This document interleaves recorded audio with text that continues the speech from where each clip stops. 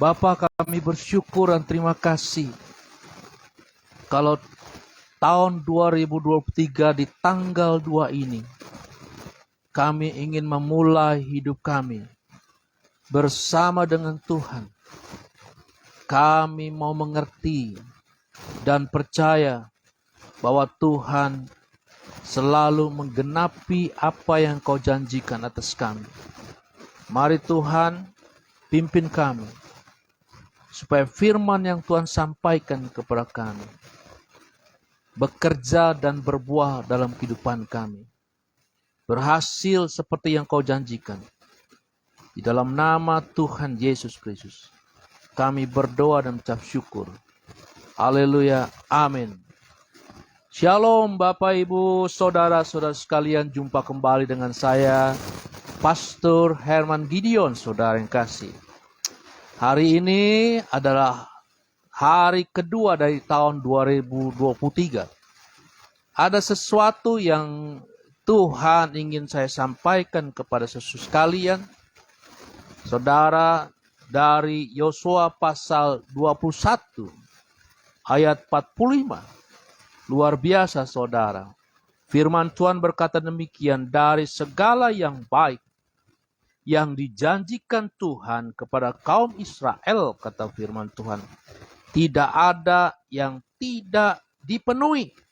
Semuanya terpenuhi. Saudara dan saya adalah bangsa Israel rohani, seperti apa yang disampaikan oleh 1 Petrus pasal 2 ayat 9. Ini disampaikan kepada kita semua, tetapi kamulah, saudara dan saya, bangsa yang terpilih, imamat yang rajani, bangsa yang kudus, umat kepunyaan Allah sendiri, supaya kamu memberitakan perbuatan-perbuatan yang besar dari Dia, yang telah memanggil kamu keluar dari kegelapan kepada terangnya yang ajaib. Puji Tuhan. Apa yang Tuhan janjikan kepada bangsa Israel lewat Yosua pasal 21 ayat 45 adalah bagian dari janji yang Tuhan sampaikan kepada kita juga hari ini. Bahwa Tuhan pasti menggenapi apa yang Dia janjikan kepada kita. Dan tidak ada yang gagal, semuanya terpenuhi. Puji Tuhan saudara. Saudara, perjalanan bangsa Israel adalah menjadi contoh bagi kita, agar segala sesuatu yang baik yang Tuhan janjikan, semuanya terjadi bagi kita. Bagaimana Tuhan keluarkan bangsa Israel dari perbudakan di Mesir. Mesir adalah lambang dunia, lambang dosa, lambang perbudakan. Demikian pula saudara, kita pun telah dikeluarkan oleh Tuhan dari perbudakan dunia dan dosa. Israel dibebaskan dari kematian anak sulung. Saudara, bagaimana Tuhan menghukum dunia Mesir itu dengan 10 tulah yang luar biasa, dan terakhir adalah tulah kematian anak sulung. Tetapi bangsa Israel tidak mengalami kematian itu karena darah anak domba yang dikorbankan dan dipercikkan di abang pitu. Demikian juga dengan kita. Kita tidak akan mengalami kematian, saudara. Sekalipun kita mati, kata Tuhan, kita akan dibangkitkan hidup bersama dengan Dia. Dibebaskan oleh apa? Bukan dengan emas dan perak, tapi dengan darah Yesus, darah anak domba yang tidak bercacat celah. Saudara percaya itu? Saudara, perjalanan di padang gurun menuju ke tanah perjanjian adalah perjanjian pembentukan karakter menjadi imamat yang rajani, bangsa yang kudus, umat kepunyaan Allah. Mental budak selama di Mesir, saudara, harus dikikis habis, agar bangsa Israel menjadi bangsa yang merdeka, bangsa yang bisa menentukan diri sendiri, bangsa yang kreatif, bangsa yang beribadah kepada Tuhan dengan bebas, saudara, supaya mereka tidak lagi kembali kepada Mesir. Mereka melihat bagaimana perbuatan-perbuatan Tuhan selama Tuhan memimpin mereka. di dalam perjalanan menuju tanah perjanjian, saudara yang kasih. Demikian juga saudara, kita pun mengalami hal sama. Setelah kita menerima Tuhan Yesus menjadi Tuhan dan Juru Selamat secara pribadi, Tuhan membentuk kita agar kita menjadi pribadi-pribadi yang sungguh-sungguh mengenal Tuhan. Bagaimana kita hidup sesuai dengan kehendak-Nya. Punya sikap dan pola yang sesuai dengan keinginan Tuhan. Memikirkan perkara-perkara yang di atas, bukan dalam dunia ini. Apalagi keinginan untuk kembali kepada dosa atau kehidupan lama, saudara yang kasih. Saudara, saya berharap bahwa saudara telah melewati tahap tersebut. Sekarang kita hidup di tahun 2023. Dan kita harus percaya inilah tahun perjanjian Tuhan. Tahun di mana kita hidup dari janji-janji Tuhan. Tahun di mana kita percaya bahwa Tuhan pasti menggenapi apa yang telah Dia janjikan kepada kita. Saudara, tetapi faktanya saudara, tidak semua dari bangsa Israel masuk ke dalam perjanjian. Termasuk Musa, saudara. Seorang yang dipilih Tuhan untuk memimpin bangsa Israel keluar dari tanah perjanjian, dari tanah Mesir. Tetapi Tuhan tidak izinkan masuk ke dalam tanah perjanjian. Saudara, kalau hal itu terjadi bukan karena Tuhan gagal menepati janjinya. Tetapi ada jiwa yang bolong. Ada jiwa yang belum dibereskan. Ada jiwa yang menjadi penghambat mengalirnya berkat Tuhan yang dari atas, dari roh itu turun, berbuah, menjewantah, bermanifestasi dalam kehidupan yang jasmania. Ada jiwa yang menghalangi karena jiwa itu belum dipulihkan, belum dibersihkan. Ada hal-hal yang kotor yang masih ada di dalam jiwa tersebut. Saudara yang kasih, sehingga menjadi penghalang, penghambat janji-janji Tuhan terjadi atau berkat-berkat Tuhan mengalir dalam kehidupan kita, berbuah dalam kehidupan kita.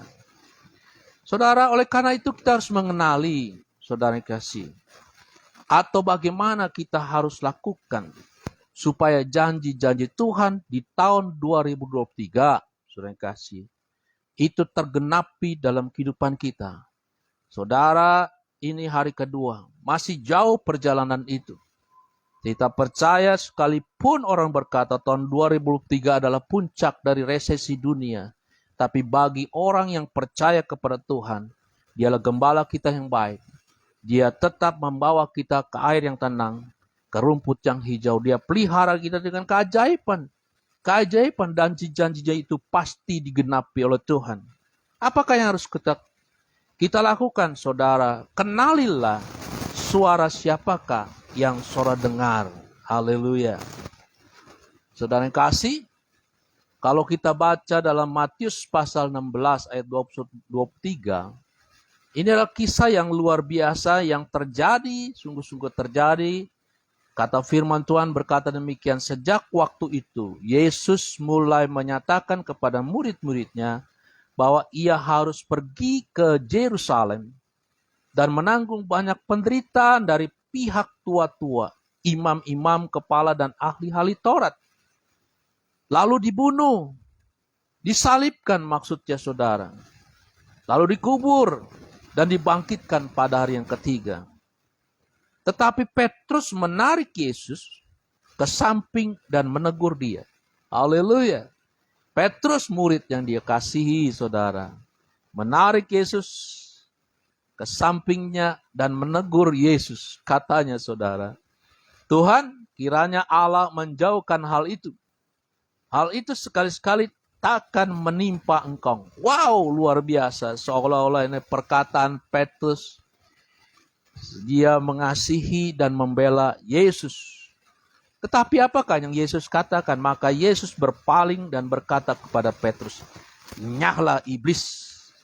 Engkau suatu batu sandungan bagiku. Sebab engkau bukan memikirkan apa yang dipikirkan Allah, melainkan apa yang dipikirkan manusia. Haleluya, puji Tuhan saudara. Saudara, Petrus yang berbicara, tetapi Yesus tahu di balik itu ada iblis. Ada suara iblis, saudara yang kasih, yang memakai Petrus untuk membatalkan rencana Allah, untuk menebus dosa manusia, untuk membatalkan supaya Yesus tidak disalibkan. Haleluya. Puji Tuhan, saudara yang kasih. Jadi ada tiga suara yang saudara harus kenali, saudara yang kasih. Yang pertama adalah suara Tuhan. Suara orang-orang yang tidak percaya, atau bisa juga orang-orang tersebut dipakai oleh setan. Atau suara orang yang percaya, saudara yang kasih. Saudara, ciri-ciri gampang saja bagi kita untuk mengenali suara setan. Saudara bisa juga saudara dengar lewat suara hati atau lewat orang-orang tertentu. Sebagaimana saudara yang kasih, Petrus pun dipakai oleh setan untuk menggagalkan rencana Allah lewat Yesus Kristus. Saudara, puji Tuhan, saudara yang kasih, bagi kita harus tahu bahwa setan pun bisa memakai orang-orang di sekitar kita. Bahkan orang-orang yang dekat dengan kita. Untuk apa, saudara? Untuk membatalkan setiap rencana Tuhan yang Tuhan akan lakukan bagi saudara dan saya. Untuk menggenapi setiap janji-janji Tuhan. Bisa saja, saudara, ketika Tuhan sudah kuatkan kita untuk melakukan hal yang luar biasa, baik itu bisnis ataupun apapun juga, yang kita tahu itu akan menjadi berkat bukan hanya untuk diri kita, tapi untuk orang lain, untuk keluarga kita. Tetapi ada suara setan yang akan membatalkan apa yang Tuhan ingin lakukan kepada kita. Atau, saudara yang kasih, setan ingin kita memberontak terhadap Tuhan, tidak percaya dan tidak taat kepada Tuhan. Saudara, kalau ada suara-suara seperti itu, saudara, percayalah, nyala engkau iblis. Itulah yang disampaikan oleh Tuhan Yesus kepada Petrus. Karena Tuhan Yesus ingin saudara yang kasih, bahwa setiap janji-janji Tuhan harus digenapi. Saudara, yang kedua adalah suara orang yang tidak percaya. Saudara, suara orang yang tidak percaya adalah suara yang melemahkan saudara, supaya tidak berbuat hal-hal yang besar, yang terbaik dalam hidup ini, atau tidak maksimal melakukan segala sesuatu. Ya sudahlah, biasa-biasa saja, jangan terlalu berlebih-lebihan. Lebay, katanya saudara. Jangan terlalu fanatik dalam hidup ini. Haleluya, biasa-biasa saja. Atau suara-suara yang menimbulkan kekhawatiran dalam hidup ini. Takut, saudara, dalam menghadapi situasi seringkali dalam hidup ini. Situasi yang tidak memungkinkan untuk kita melakukan perkara-perkara yang besar atau taat kepada Tuhan atau menggenapi setiap janji-janji yang Tuhan sampaikan kepada kita. Misalnya, seorang bisa saja, kamu kan tidak ada keuangan yang bisa mendukung. Keluarga kamu bagaimana? Masih demikian, tidak ada dukungan sama sekali. Lingkungan yang tidak memungkinkan, seringkali, atau situasi kondisi yang tidak memungkinkan untuk melakukan perkara-perkara besar, melakukan janji-janji Tuhan. Atau ada suara-suara orang yang tidak percaya, yang menjadikan saudara rendah diri, tidak mampu, mereka merendahkan saudara, menganggap saudara ada orang-orang biasa saja yang tidak mungkin bisa melakukan hal seperti itu. Akhirnya saudara menjadi orang yang tidak berdaya dan tidak melakukan apa-apa dalam hidup ini. Padahal janji Tuhan, saudara harus melakukan perkara-perkara besar dari Dia. Saudara harus maksimal dalam hidup ini, memberikan yang terbaik dan menjadi berkat buat banyak orang.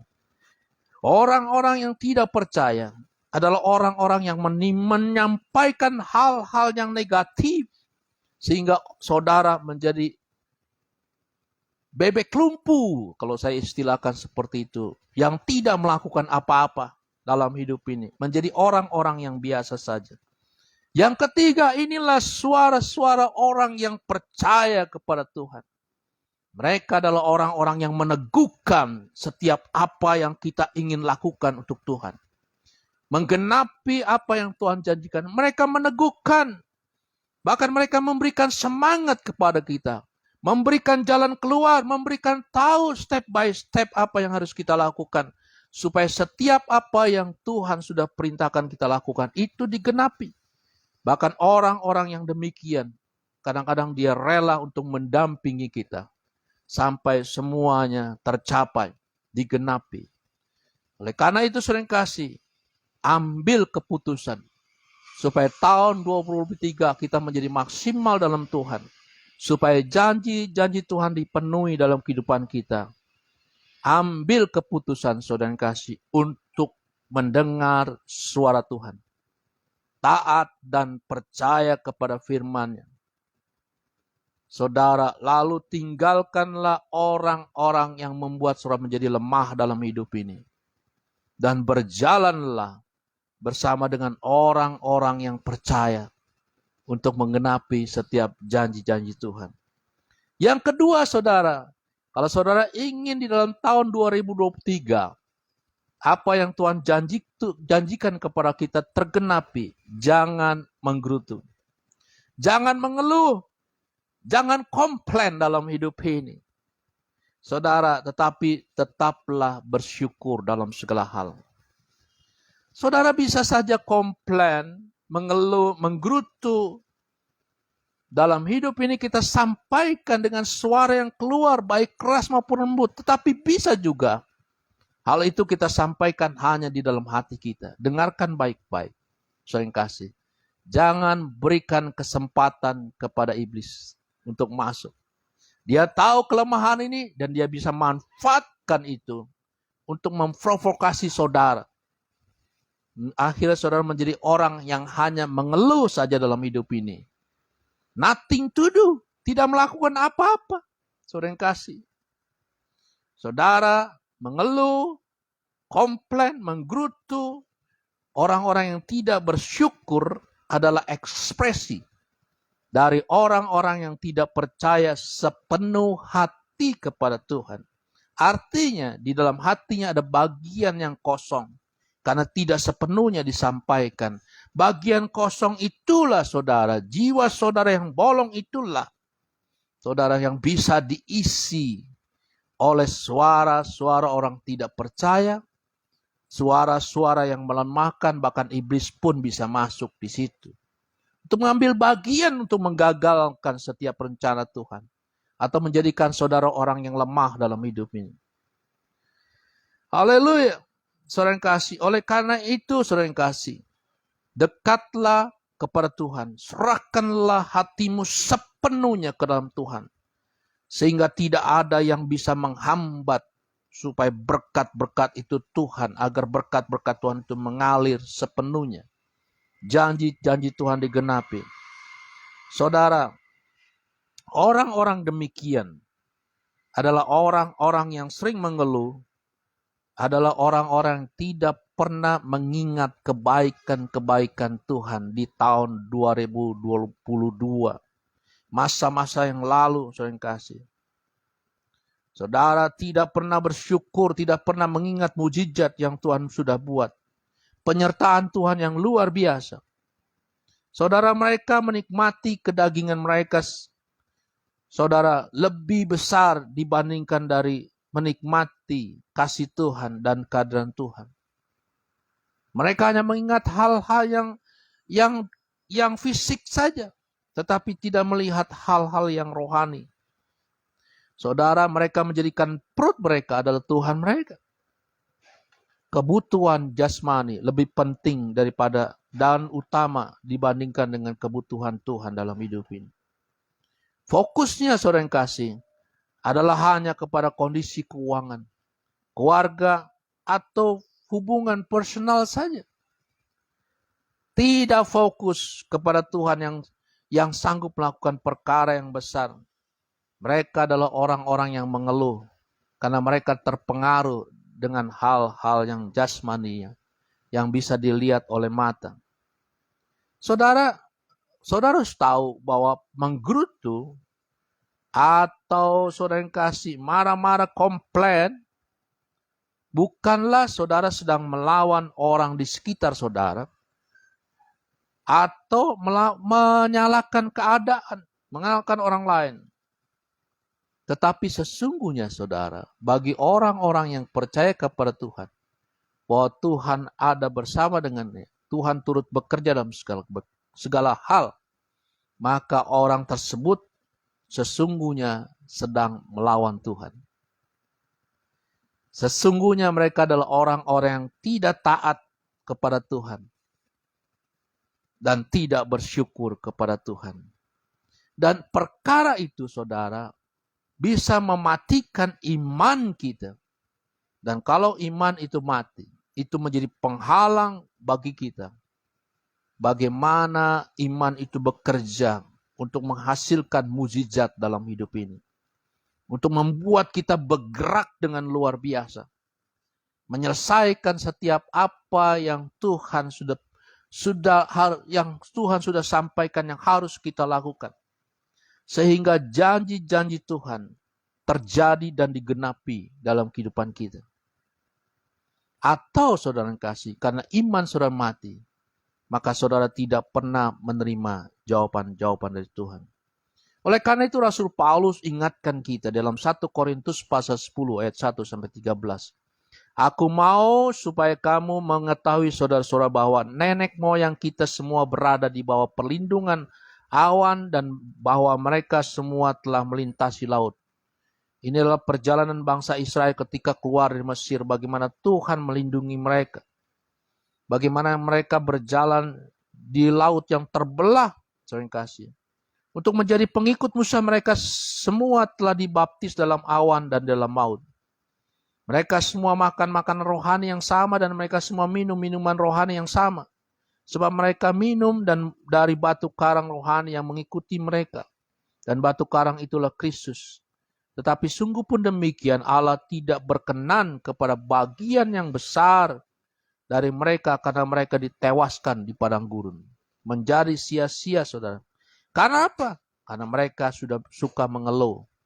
Dan tidak pernah melihat perbuatan-perbuatan ajaib yang mereka alami selama mereka berjalan keluar dari Mesir menuju tanah perjanjian. Semuanya ini telah terjadi sebagai contoh bagi kita. Haleluya. Untuk memperingatkan kita supaya jangan kita menginginkan hal-hal yang jahat.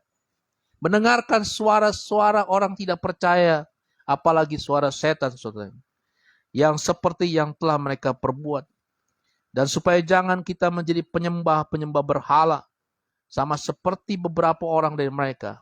Seperti ada tulis, maka duduklah bangsa itu untuk makan dan minum. Kemudian bangunlah mereka dan bersukaria. Janganlah kita melakukan percabulan seperti yang dilakukan beberapa orang dari mereka. Saudara, percabulan itu bisa berarti juga mereka menyembah kepada ilah-ilah lain, Allah-Allah yang lain. Yang dilakukan oleh beberapa orang dari mereka sehingga pada satu hari telah tewas, saudara yang kasih, 23.000 orang. Dan janganlah kita mencobai Tuhan seperti yang dilakukan oleh beberapa orang dari mereka. Sehingga mereka mati di pagut ular. Dan janganlah bersungut-sungut seperti yang dilakukan oleh beberapa orang dari mereka. Sehingga mereka dibinasakan oleh malaikat maut. Semua ini telah menimpa mereka sebagai contoh dan tuliskan. Haleluya. Untuk menjadi peringatan bagi kita yang hidup pada masa ini, pada waktu di mana zaman akhir telah tiba. Sebab itu siapa yang menyangka bahwa ia teguh berdiri, hati-hatilah kata firman Tuhan, supaya jangan ia jatuh. Saudara, sebab pencobaan-pencobaan yang kamu alami adalah pencobaan-pencobaan biasa, yang tidak melebihi kekuatan manusia, sebab Allah setia. Dan karena itu ia tidak akan membiarkan kamu dicobai, melampaui segala kekuatanmu. Pada waktu kamu dicobai, ia akan memberikan kepadamu jalan keluar, sehingga kamu dapat menanggungnya. Haleluya, saudara. Tidak ada alasan bagi kita untuk mengeluh, menggerutu, komplain kepada Tuhan. Karena kalau kita mengalami perkara-perkara itu yang bisa menimbulkan keluhan, komplain kita kepada Tuhan, Itu biasa saja, kata firman Tuhan. Itu hal-hal yang biasa, yang tidak melebihi kekuatan kita. Dan bukan hanya itu saja, kita harus percaya bahwa Tuhan adalah setia. Karena itu dia tidak akan membiarkan kita terus menanggung perkara hal pencobaan-pencobaan seperti itu, perkara seperti itu. Yang bisa membuat kita menjadi mengeluh, saudara yang kasih, komplain kepada Tuhan. Saudara, tidak akan melampaui kekuatan kita. Dan dia akan memberikan jalan keluar kepada kita. Saudara, itu Tuhan kita. Tuhan yang luar biasa. Oleh karena itu jangan bersungut-sungut, saudara yang kasih. Biasa saja. Mari jalani hidup ini. Dan genapilah setiap janji-janji Tuhan dalam kehidupan kita. Saudara, yang ketiga, yang harus kita lakukan di tahun 2003 supaya kita mengalami perkara-perkara yang ajaib dalam Tuhan. Masuklah ke dalam tempat perhentian Tuhan. Seperti apa yang disampaikan oleh Ibrani pasal 3 ayat 12-19, saudara yang kasih. Waspadalah saudara-saudara, kata firman Tuhan, supaya di antara kamu jangan terdapat seorang yang hatinya jahat, yang tidak percaya oleh karena ia murtad dari Allah yang hidup. Tetapi nasihati seorang akan yang lain setiap hari, selama masih dapat dikatakan hari ini, supaya jangan ada di antara kamu yang menjadi tegar hatinya karena tipu daya dosa. Karena kita telah beroleh bagian dalam Kristus, asal saja kita teguh berpegang sampai kepada akhirnya, pada keyakinan iman kita yang semula. Tetapi apabila mereka dikatakan pada hari ini, jika kamu mendengar suara Tuhan, hari ini, jika saudara dan saya mendengar firman Tuhan, janganlah keraskan hati kita, seperti dalam kegeraman. Siapa mereka yang membangkitkan amarah Allah sekalipun mereka mendengar suaranya? Bukankah mereka semua yang keluar dari Mesir di bawah pimpinan Musa? Dan siapakah yang ia murkai 40 tahun lamanya selama di perjalanan di padang gurun? Bukankah mereka yang berbuat dosa, yang mayatnya berkelimpangan, yang suka mengeluh, saudara kasih, yang tidak ingat akan kebaikan-kebaikan Tuhan? Dan siapakah yang ia telah sumpahi, saudara, bahwa mereka tak akan masuk ke tempat perhentian, tidak akan masuk ke dalam perhentian? Bukankah mereka yang tidak taat? Demikian kita, bahwa mereka tidak dapat masuk oleh karena ketidakpercayaan mereka. Hari ini, saudara, ambil keputusan untuk masuk ke tempat perhentiannya Tuhan. Bukan seperti bangsa Israel. Saudara yang kasih, rest in the presence of God. Tempat perhentian Tuhan atau rest yang dimaksud bukanlah satu tempat di mana saudara merebahkan diri, istirahat, saudara, dari segala apa yang saudara telah lakukan. Haleluya, merebahkan diri dari pikiran-pikiran yang terlalu berat atau terlalu capek bekerja di sepanjang hari. Bukan itu, saudara yang kasih. Bukan pula tempat di mana kita bebas dari masalah atau beban hidup. Saudara, karena tempat di mana kita melakukan perhentian dalam Tuhan bukanlah tempat perlarian dari masalah hidup, dari percobaan ini. Bukan. Saudara yang kasih, karena Tuhan tidak ingin saudara lari dari setiap masalah yang Tuhan izinkan terjadi bagi kita. Tetapi Tuhan ingin kita bekerja bersama dengan Dia, menyelesaikan setiap apa yang kita hadapi. Saudara, tetapi tempat perhentian, rest in the presence of God, tempat di mana kita memasuki dimensi kuasa penuh spiritual kita, saudara kasih. Full power spiritual, saudara kasih. Dunia roh kita. Setiap orang yang masuk ke tempat tersebut, mereka telah mengambil, saudara kasih, dan memutuskan untuk menguasai setiap warisan dari janji-janji Allah. Orang yang masuk dalam tempat perhentian adalah orang-orang yang mengambil, percaya bahwa setiap apa yang Tuhan janjikan itu akan menjadi bagian hidup kita. Tempat di mana kita menemukan damai sejahtera yang Tuhan berikan kepada kita. Rasa aman di dalam Tuhan. Bebas dari rasa takut dan khawatir atau stres.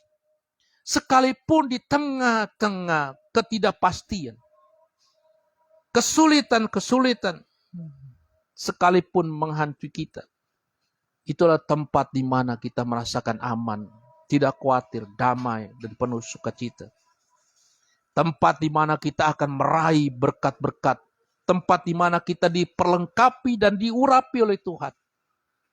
Dipulihkan untuk melakukan perkara-perkara yang besar bersama dengan Tuhan. Tempat di mana kuasa Tuhan dan kemenangan terhadap musuh-musuh hidup ini sering kasih diberikan kepada kita. Tempat di mana kita penuh dengan sukacita dan kepuasan di dalam Tuhan. Tempat di mana kita berhenti berjalan dengan kekuatan kita sendiri. Tetapi kita ambil keputusan untuk berjalan bersama dengan kekuatan Tuhan. Secara penuh, full power dengan Tuhan. Itulah tempat rest and peace in the presence of God. Saudara yang kasih, tempat di mana kita akan beristirahat, berhenti bersama dengan Tuhan.